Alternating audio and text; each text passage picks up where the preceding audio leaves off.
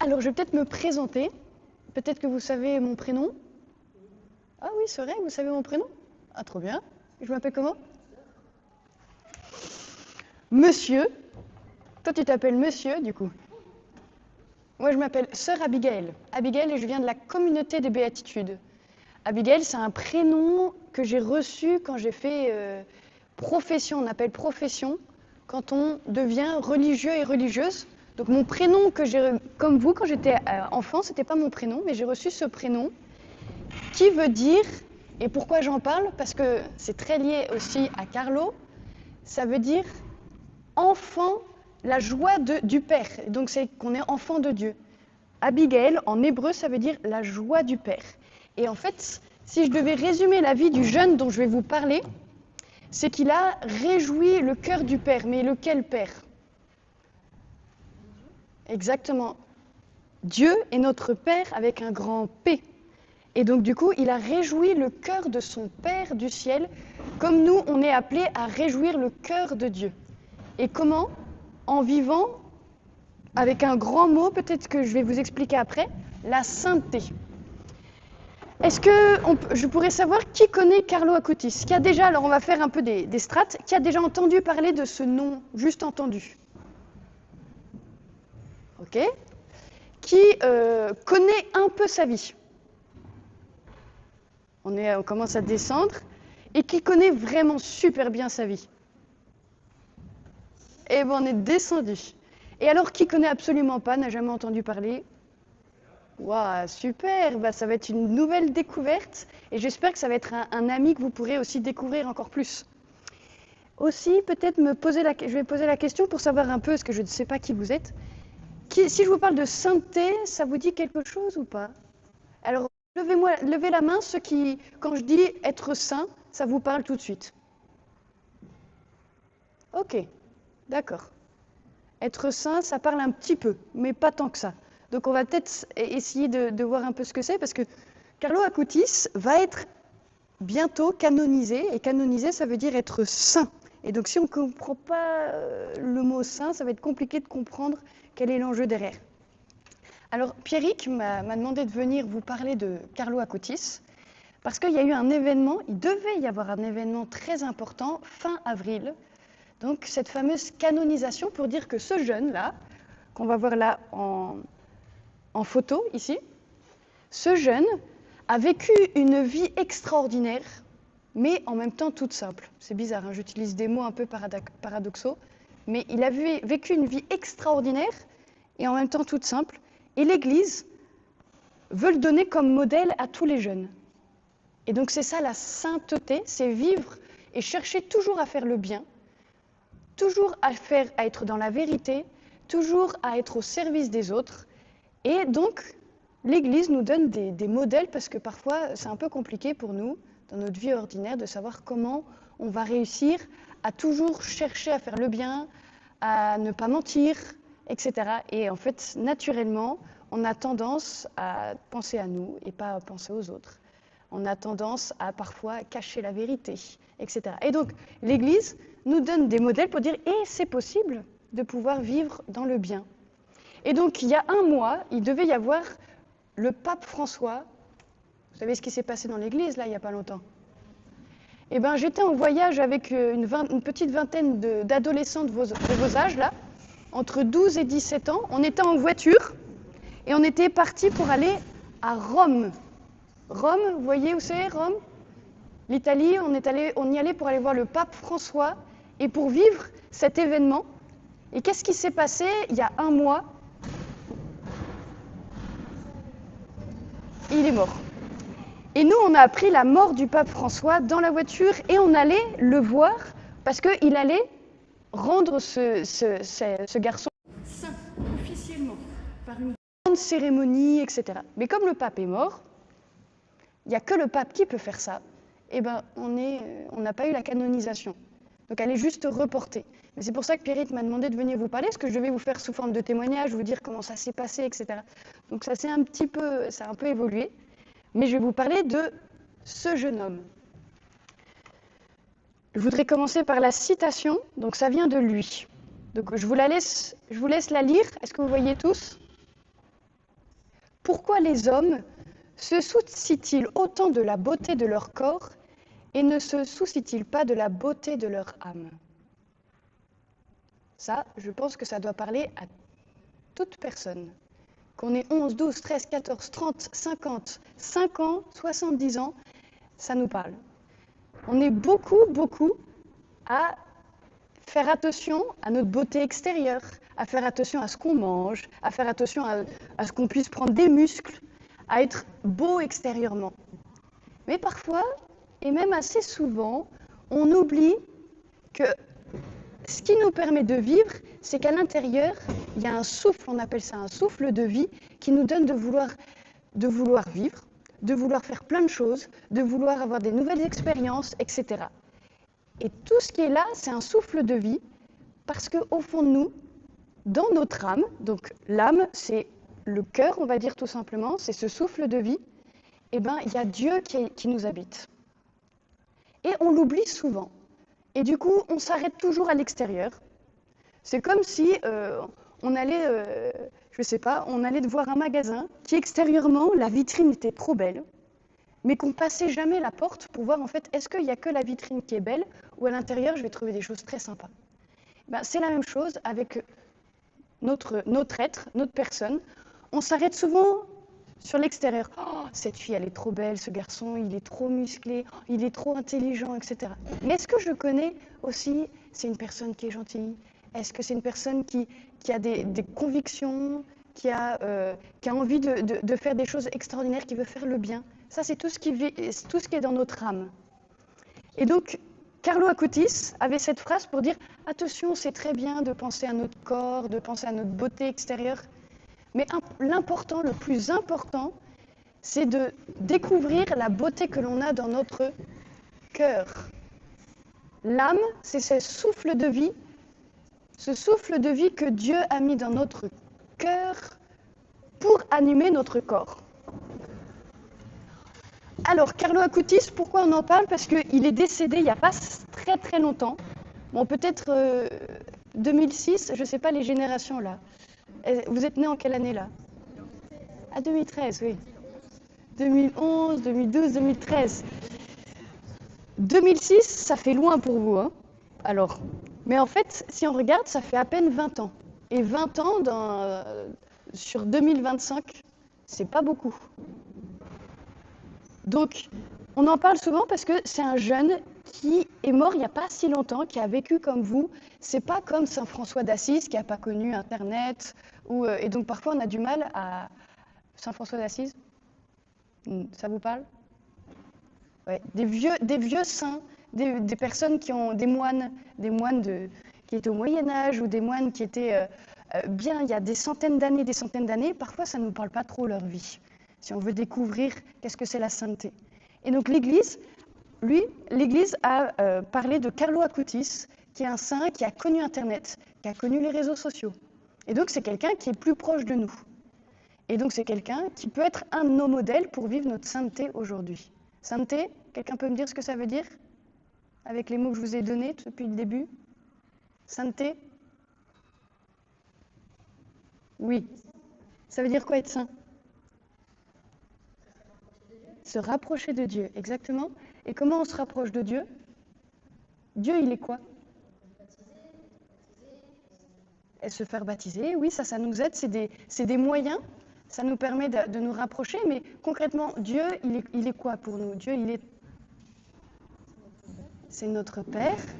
Dieu, il est amour.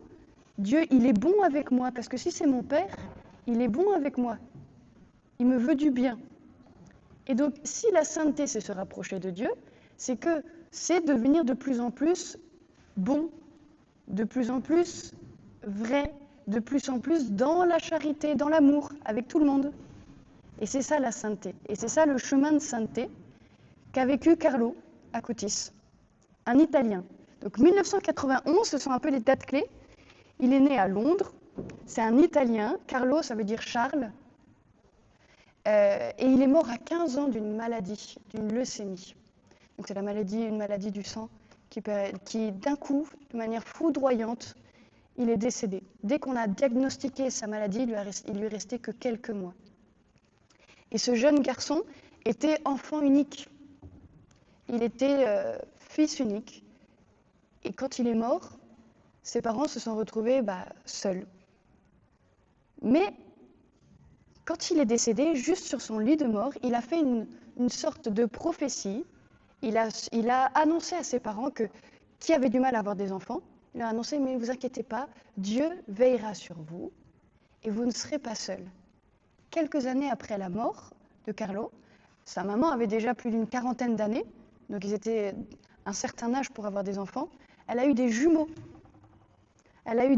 Donc le Seigneur est toujours là et Carlo a bien dit sur son lit de mort, il a dit « T'inquiète pas maman, Dieu veille sur toi et vous aurez des enfants. » Et c'est ce qui s'est passé. Ensuite, encore des mots des jargons un peu bizarres. Le mot béatifié, ça on va en parler, et canonisé. Donc comme je disais, on était allé avec une vingtaine d'ados pour la canonisation, mais il n'y a pas eu la canonisation.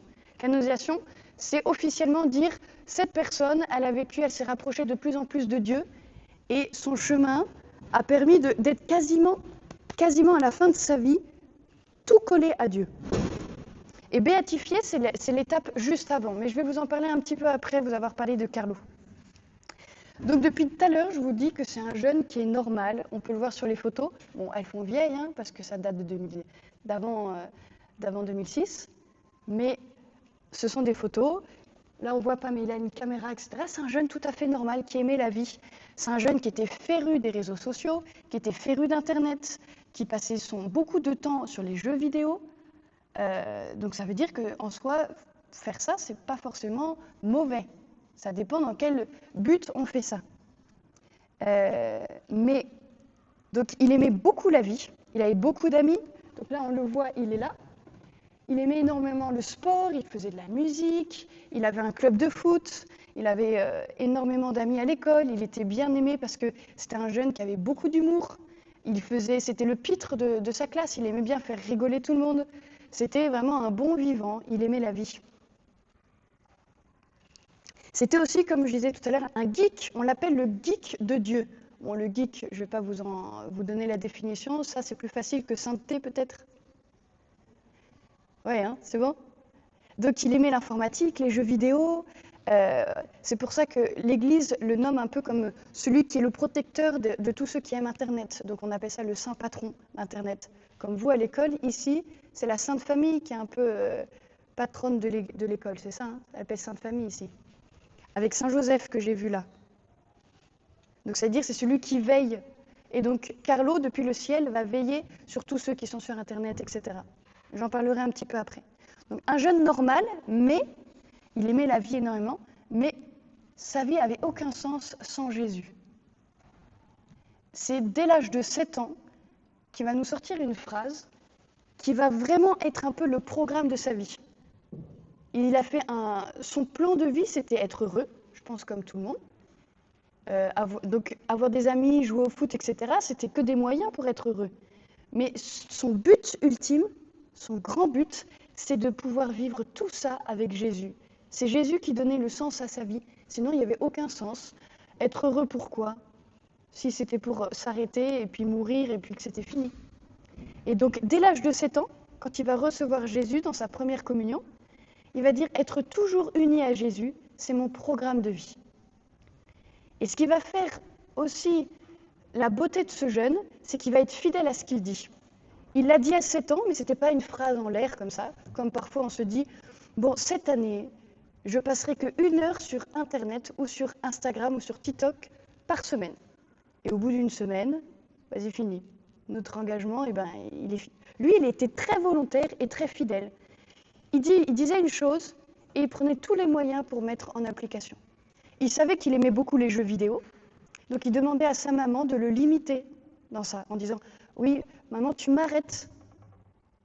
Tu m'arrêtes à un moment parce que après, on se fait avoir, on reste longtemps, etc., etc. » Et donc il se mettait comme on appelle ça un peu des garde-fous, pour continuer à aimer la vie, mais tout en n'oubliant pas que le but de sa vie, c'était être heureux pour Jésus et avec Jésus. Donc, qu'est-ce qu'il va faire aussi pour découvrir un peu plus Jésus? Parce qu'en fait, il a découvert progressivement la personne de Jésus. Il ne s'est pas dit du jour au lendemain, oh, ça y est, j'ai découvert Jésus. Il a choisi de dire, je veux découvrir Jésus. Jésus, ce n'est pas seulement quelqu'un d'historique dont on parle peut-être en histoire. Vous en avez peut-être déjà entendu parler en histoire, ou peut-être on vous a raconté des histoires sur Jésus. Mais en fait, ce n'est pas que des contes, ce n'est pas que des récits, c'est une personne qui est vivante. Et Carlo, il savait, on lui avait dit ça. Mais il n'avait jamais fait l'expérience de dire « Oui, mais Jésus est vivant, mais je ne le vois pas, il n'est pas à côté de moi. » Mais il a choisi de dire « Ok, on m'a dit qu'il est vivant, on m'a dit que c'était une personne, et je veux le découvrir, et je veux être heureux, et on m'a dit que je serais heureux seulement si j'étais avec Jésus. Alors, je choisis ça. » Et en faisant ce choix, eh ben, petit à petit, la personne de Jésus va lui être révélée. Et comment? Notamment à travers les sacrements, la messe. Il allait tous les jours, il avait pris la ferme volonté et la ferme décision d'aller tous les jours à la messe. Pas parce qu'il trouvait ça super cool et que c'est super parce que les chants sont magnifiques, etc. Je pense que vous êtes déjà allé à la messe, parfois on s'ennuie à la messe. Hein. Oui, vous êtes d'accord. Mais c'est, encore une fois, c'était l'extérieur, ça. Il a dit que ce n'était pas la beauté extérieure qu'il faut chercher, c'est la beauté intérieure. Et dans tout ce qu'il faisait, c'était ça. Donc il allait à la messe pas pour la beauté extérieure, mais pour la beauté de ce qui s'y passe. Ce qui se passe là-bas, c'est que c'est Jésus qui devient réellement vivant à ce moment-là. Et en ayant cette certitude, en ayant cette foi, en disant « je décide de croire ça », au fur et à mesure des messes, eh ben, il va vraiment faire l'expérience de ça. Oh, en fait, oui, Jésus est vraiment vivant parce que si je loupe une fois la messe et que je ne reçois pas Jésus dans l'Eucharistie, Jésus dans la communion, eh ben, en fait, je vois qu'il me manque quelque chose et j'arrive plus à vivre correctement. Je m'essouffle, je suis fatiguée. Et donc, il allait tous les jours à la messe pour recevoir la nourriture qui va nourrir sa beauté intérieure. Ensuite, donc là, c'est là qu'il va découvrir vraiment son amour pour Jésus Eucharistie. Est-ce que vous voyez l'image là? Ça vous parle ou pas de ça? Vous avez déjà vu ça? Tous? C'est pas grave si vous n'avez pas vu, hein. C'est juste que pour savoir si je m'attarde dessus, qui n'a jamais vu ça? Ok. Ça représente, ceux qui n'ont jamais vu ça, ça vous fait penser à quoi? Ceux qui ont vu, ceux qui n'ont jamais vu, ça vous fait penser à quoi? Oui? À un soleil, exactement. Ici, vous voyez ou pas, il y a un rond qui est un morceau de pain plat qu'on appelle l'hostie. C'est ce qu'on reçoit à la messe en plus petit format, l'hostie qui est du pain à l'origine. Mais au moment de la messe, il va se passer quelque chose d'incroyable, c'est que ce morceau de pain va devenir réellement le corps du Christ, le corps de Jésus. Et c'est là qu'on dit que Jésus est vivant et que si tu vas à la messe, tu le découvres vivant parce que à ce moment-là, le ciel et la terre font vraiment un. Jésus, c'est pas seulement une sorte de mémoire qu'on fait en disant oui, Jésus était vivant. Non, Jésus est vivant. Et pour nous aider encore plus à ne pas oublier que c'est pas qu'à la messe que Jésus est vivant, on appelle ça l'adoration du Saint-Sacrement. C'est le Saint-Sacrement. Là, le soleil, tout seul, l'objet s'appelle un ostensoir.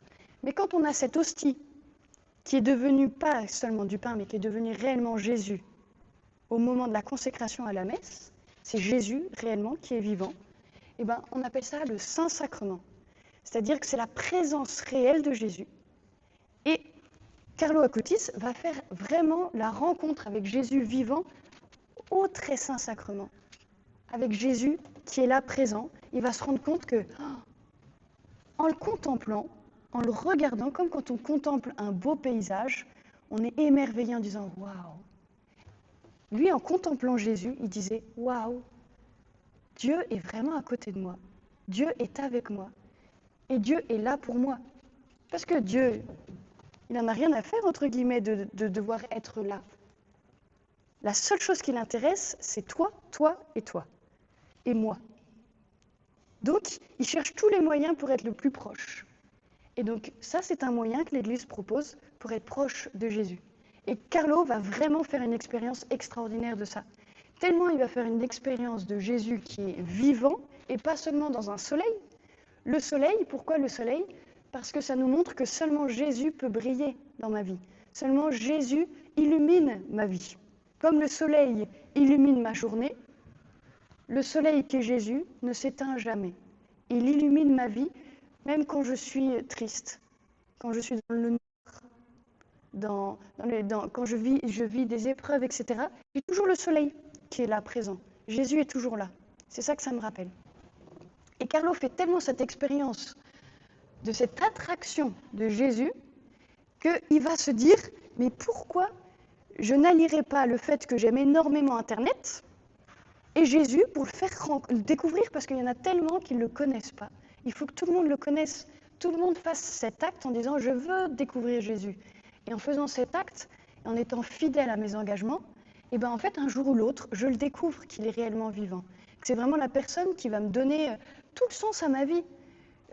Mes copains, le foot, c'est super, mais en soi, ça s'arrête à un moment tout ça. Quand j'ai terminé un match de foot, même si j'ai gagné, bah, la victoire, elle est de courte durée. Sur le moment, c'est hyper cool, mais au bout d'une semaine, on l'a très vite oublié. Tandis que si ma vie, elle se base sur quelqu'un qui est toujours là, toujours présent, qui est le bonheur de ma vie, quel que soit ce que je vis, il y aura toujours ça au fond de moi qui dira je suis heureux, il est là. Et c'est ce qu'il fait. Et donc, il va allier Internet et son amour pour Internet avec la découverte de Jésus dans l'Eucharistie. Et donc, il va s'intéresser à tout ce qui s'est passé dans le monde entier, parce que la messe, c'est pas seulement à Toulouse que ça se passe. Il y a je ne sais pas combien de messes qui sont célébrées dans le monde entier. Et donc, lui, c'est ça qu'il va le trouver incroyable, c'est se dire que dans le monde entier, quel que soit où je vais, Jésus est présent à la messe, à l'Eucharistie. Quelle que soit la langue que je parle, quelle que soit ma culture, Jésus est là. Et il y a eu des miracles qui ont montré que Jésus était réellement vivant dans cet ostensoir. Et donc, on appelle ça les miracles eucharistiques. Il y a eu énormément de miracles, et lui, il va se dire, je vais les répertorier, parce que ça a parlé au portugais. Il y a eu une fois, par exemple, au Portugal, un miracle eucharistique. Donc, les miracles eucharistiques, c'est manifester de manière plus visible que Jésus est vivant. Exemple, le pain au moment de la consécration, donc le pain, au moment de la messe, il y a un moment très important qu'on appelle la consécration, quand le prêtre élève ce morceau de pain, est-ce que ça vous parle? Vous êtes déjà allé, voilà, ou alors la coupe où il y a du vin dedans, quand il élève à ce moment-là, là, c'est le moment le plus important, et c'est pour ça qu'il y a un grand silence, parce que dans l'invisible, ce pain et ce vin deviennent le corps et le sang. Et dans des miracles eucharistiques qu'il va répertorier, vous pourrez trouver son site, il est toujours accessible, son site, et ben, il y a eu un moment où ce morceau de pain, pour montrer qu'il était vraiment vivant, que ça devenait la chair, parce qu'en soi, quand on le reçoit après, on se dit, extérieurement, il n'y a rien qui a changé. Mais en fait, c'est dedans. Pensez beauté extérieure, beauté intérieure. Ce qui est important, c'est intérieur. Et ben, pour montrer tout ce qui se passe à l'intérieur, et ben, Dieu va faire un miracle à ce moment-là. Il va répertorier tous ces miracles. C'est que ce pain, eh ben, il va y avoir des gouttes de sang qui vont sortir de ce pain pour montrer, mais en fait, c'est une chair. C'est réellement Jésus qui est vivant. Et donc, il va vraiment développer tout ça. Et donc, vous pourrez trouver son site internet pour découvrir tous ces miracles, pour dire, ouais, bon, c'est cool, la sœur Abigail, elle nous parle d'un morceau de pain. Moi, j'ai déjà vu, c'est un morceau de pain. Et tu as raison, extérieurement, c'est un morceau de pain. Mais tant que tu n'as pas fait la rencontre, tant que tu ne te dis pas, non, je crois réellement ce qu'on me dit, qu'en fait, ce n'est pas un morceau de pain, que c'est quelqu'un qui va me donner la vie intérieure et la beauté intérieure, eh bien, ça restera un morceau de pain pour toi.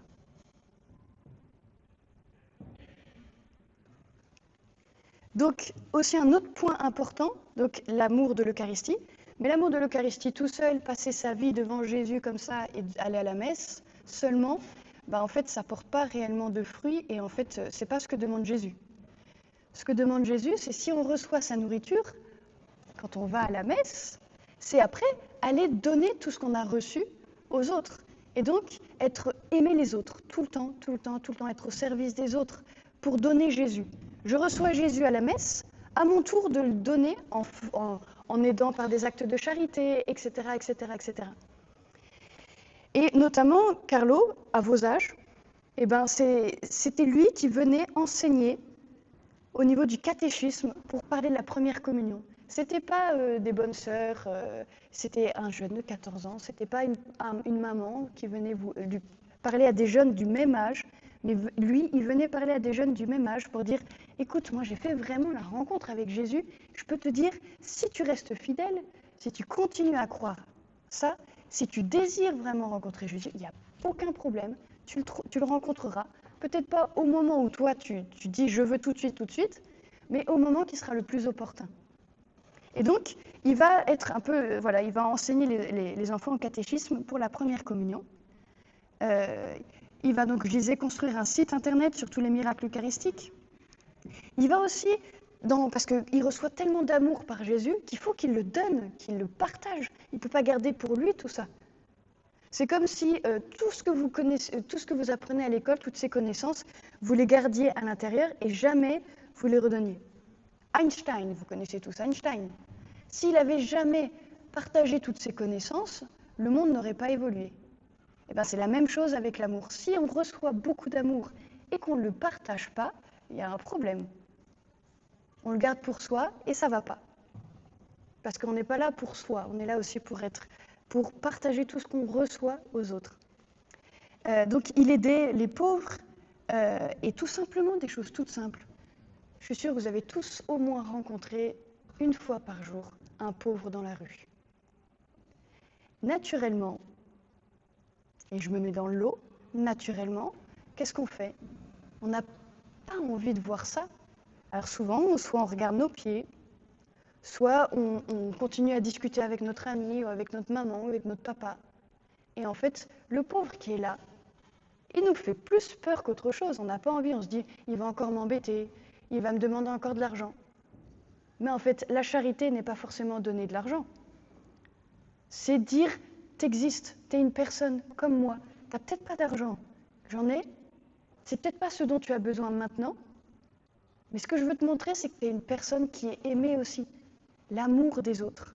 Et donc, je vous inviterai, parce que je pense que quand vous allez rentrer ce soir, vous allez en voir sûrement un, soit dans le métro, soit dans le bus, soit seulement à le regarder, à le sourire, à sourire à cette personne et à lui dire bonjour.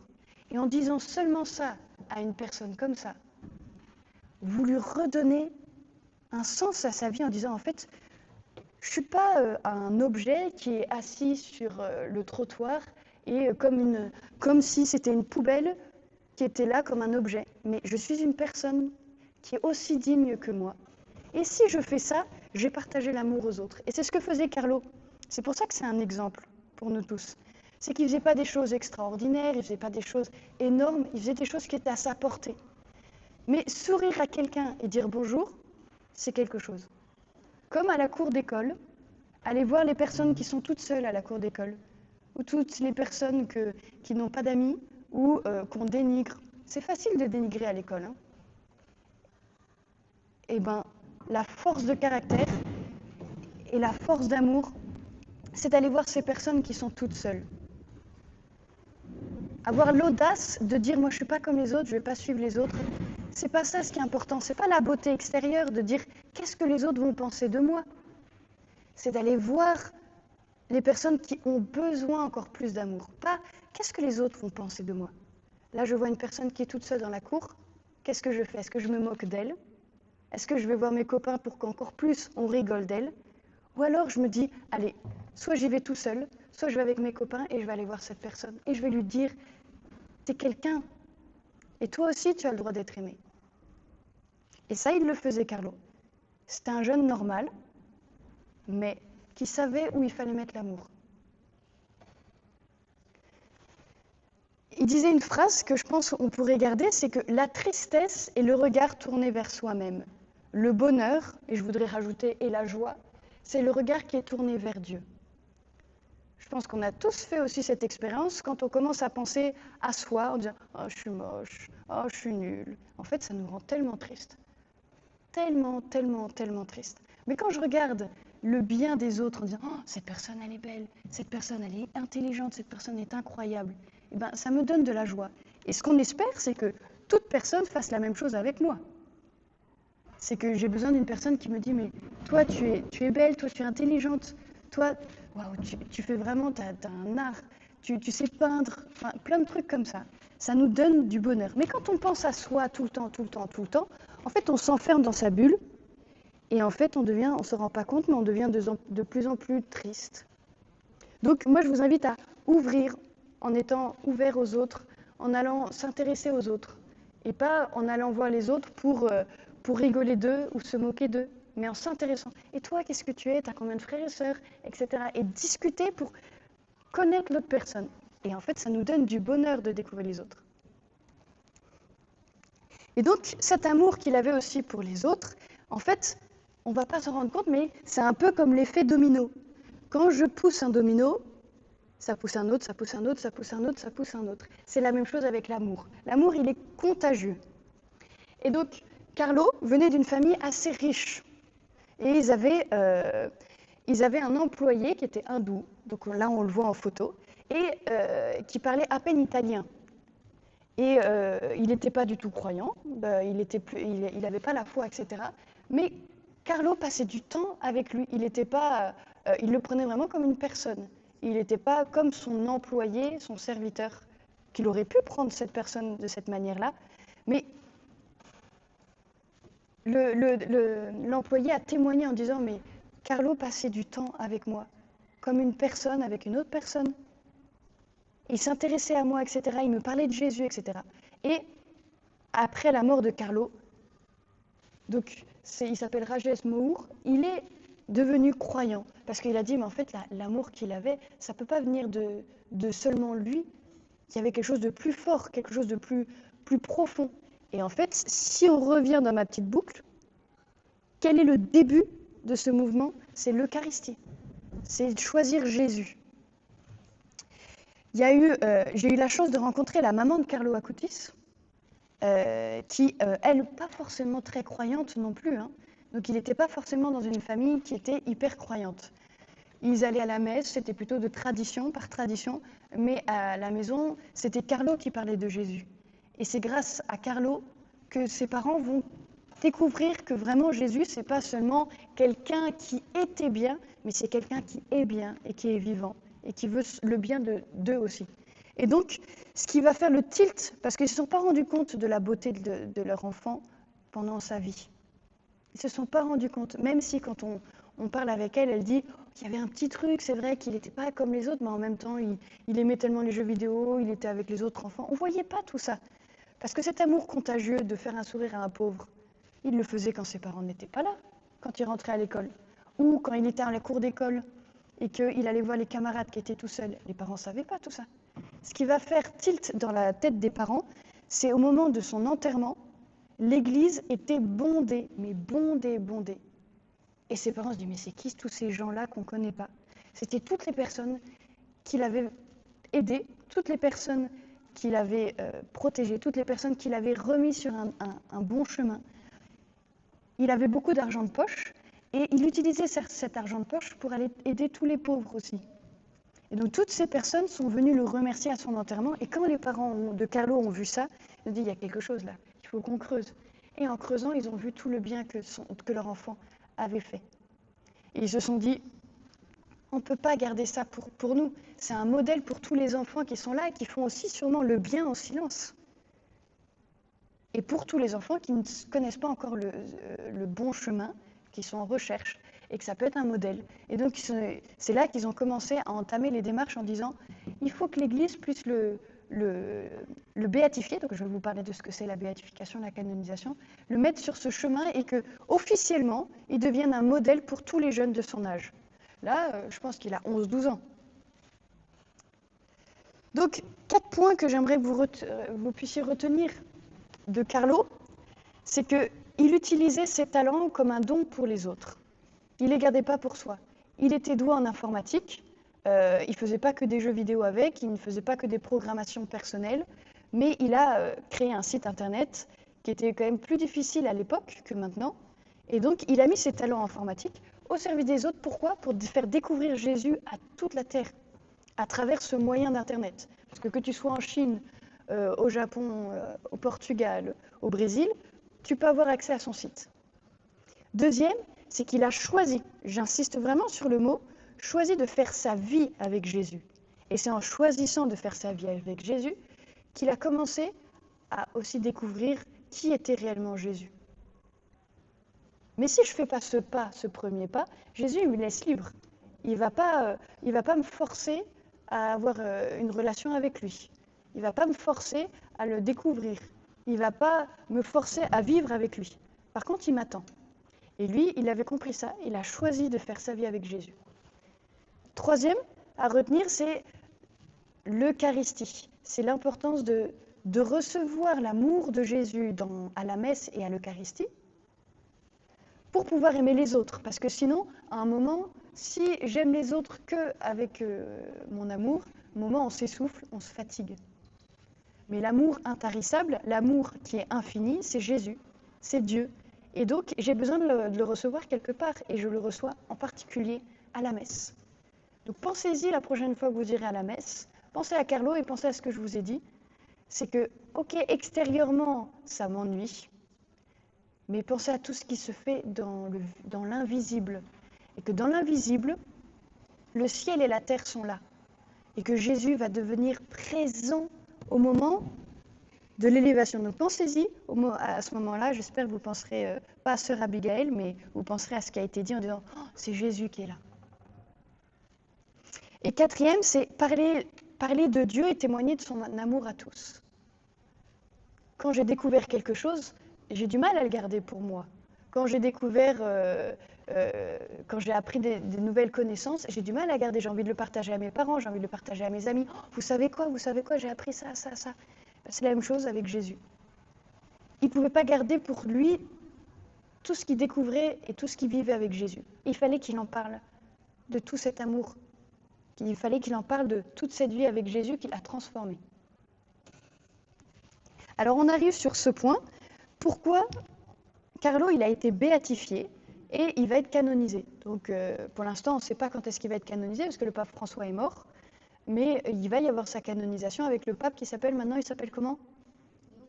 Léon XIV, oui, avec le pape Léon XIV. Mais c'est vrai que c'est peut-être pas l'urgence actuellement de mettre une date pour ça, mais il va être canonisé. Et donc, je me suis dit peut-être un peu expliquer ce que c'est la béatification, la canonisation.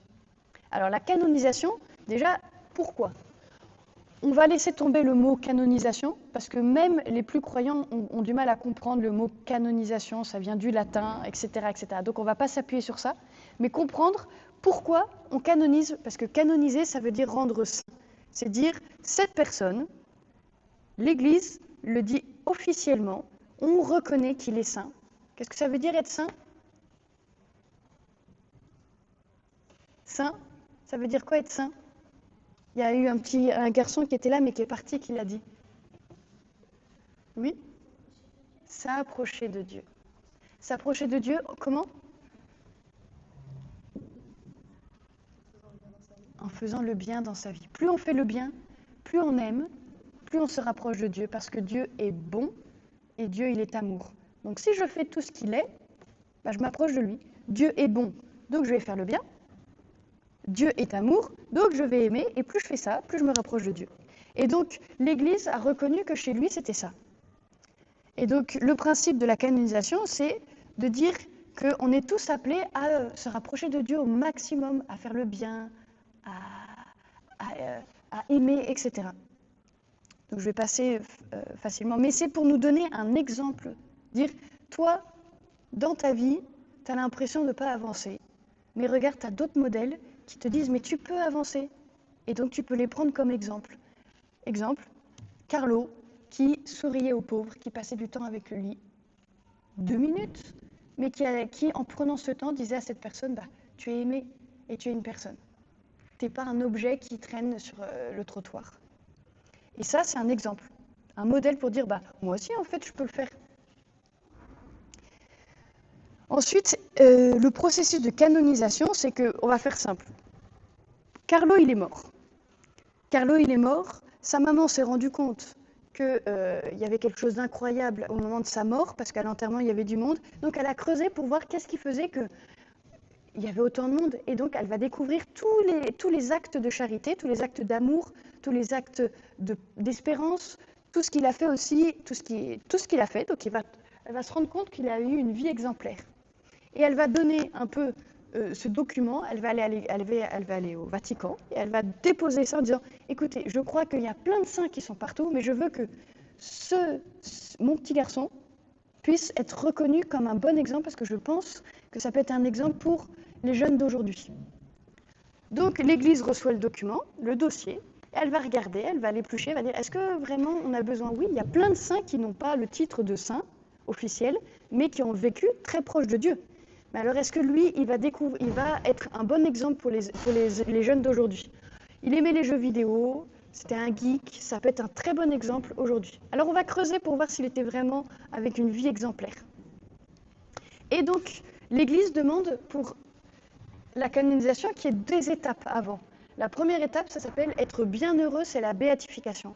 Pour reconnaître ça, l'Église va faire en fait une sorte de deal avec Dieu en disant « Ok, si on ne se trompe pas et que c'est quand même un exemple que Dieu veut donner aux jeunes d'aujourd'hui, alors il faut qu'il y ait un miracle qui se passe par l'intercession de Carlo. » Et c'est ce qui va se passer, il va y avoir un miracle.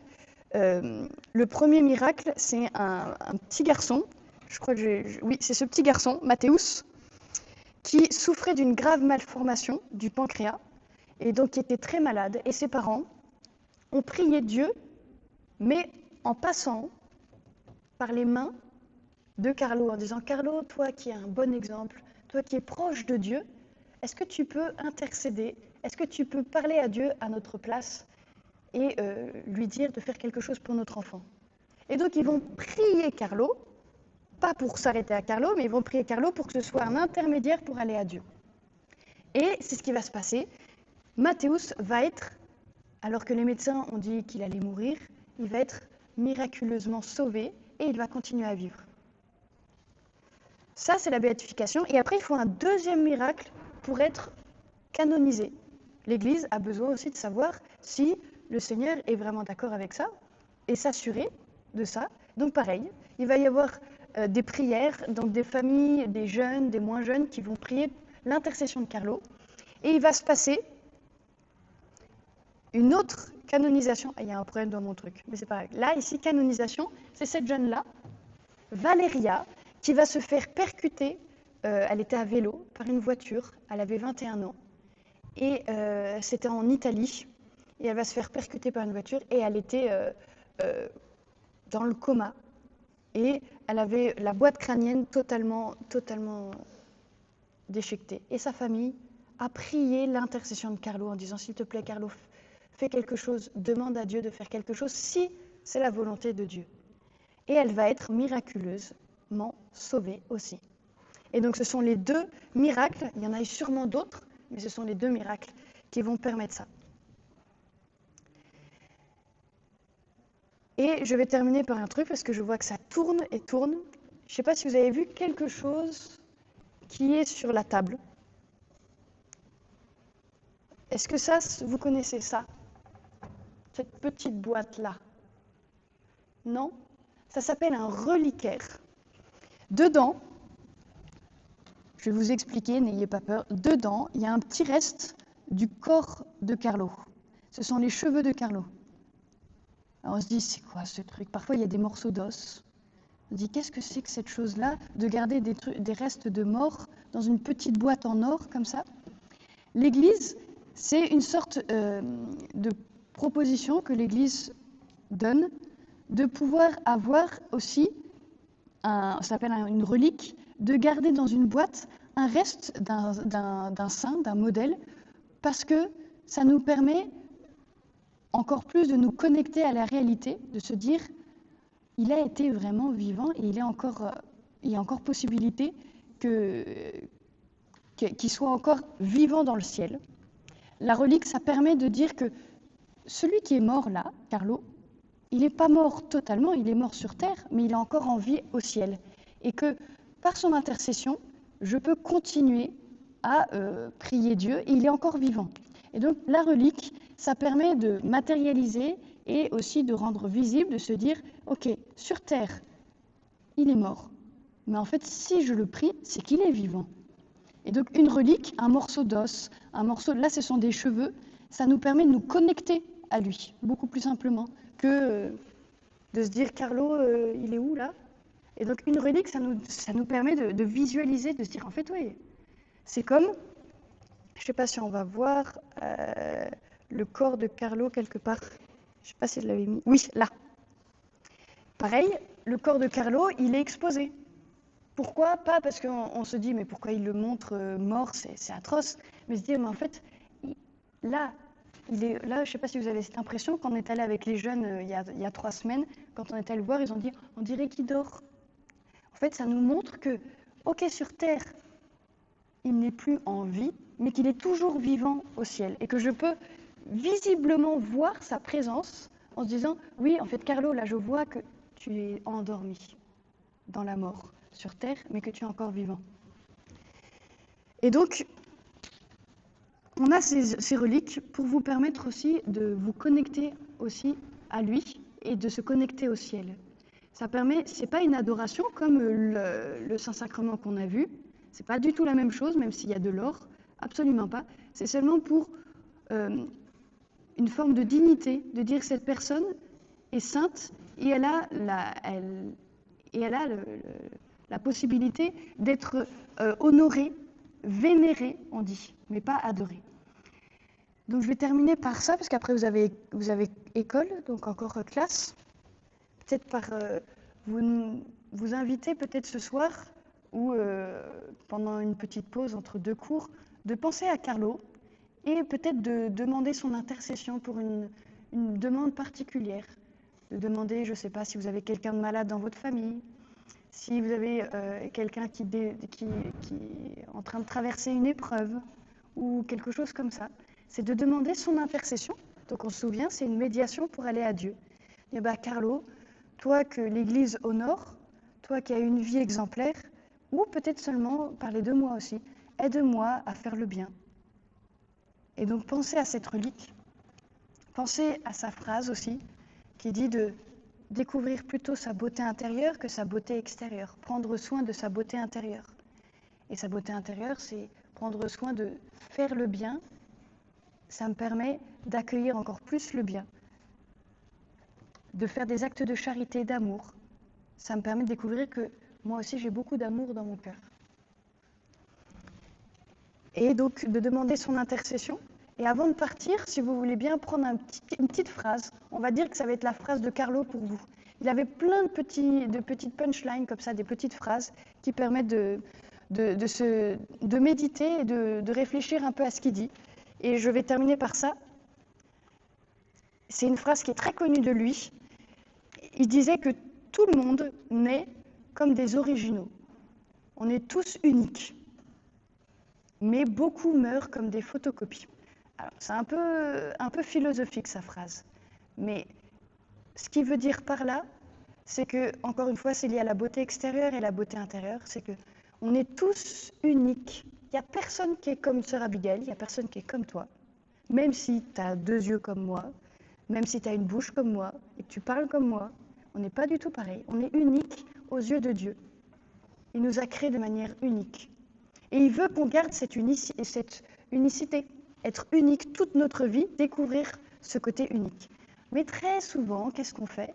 Eh bien, on va essayer d'être comme les autres. Pourquoi être comme les autres? Pour éviter de sortir du lot. Et donc, il dit, c'est comme ça qu'on meurt comme des photocopies. On veut être le portrait de telle idole qu'on a, je ne sais pas, une grande chanteuse, ou un grand chanteur, ou un grand sportif. Et donc, on veut être comme lui, on veut être pareil. Et alors, on devient plus le côté unique qu'on était. Aussi, je vous inviterai à creuser sur ça, à se poser la question, mais d'accord, peut-être que moi aussi, je cherche à copier quelqu'un, peut-être une camarade de classe, ou un copain de classe qu'on trouve super génial et qu'on voudrait être comme lui. Mais c'est peut-être pas le bon chemin. peut-être découvrir votre beauté à vous. Et donc il y aura plein de petites phrases comme ça ici, vous pouvez en prendre une, et il n'y aura pas sœur Abigail pour vous expliquer les phrases, mais vous pourrez demander à vos parents peut-être, par exemple. Voilà. Est-ce que vous avez des questions avant de partir en cours? Non, hein. Il y a eu beaucoup de paroles, hein, et beaucoup de choses à dire sur Carlo. Mais prenez-le comme un ami qui est au ciel, qui montre qu'il y a quelque chose qui est là-haut, qui nous attend, qui est déjà présent. Donc prenez-le comme un ami peut-être qui n'est pas physique, même s'il y a les reliques qui nous permettent de dire il a vécu, il a été réel. C'est le prendre comme quelqu'un qui peut nous aider à nous rapprocher de Dieu. Peut-être que vous ne connaissez pas Dieu. Eh bien, demandez-lui de vous faire découvrir Dieu. Que quand vous irez à la messe, de faire découvrir qui est Jésus dans cette Eucharistie qu'il a tant aimé lui. Ça peut être un ami du ciel, comme on dit. Bon, eh ben, let's go pour les cours. Hein. C'est bon? Super.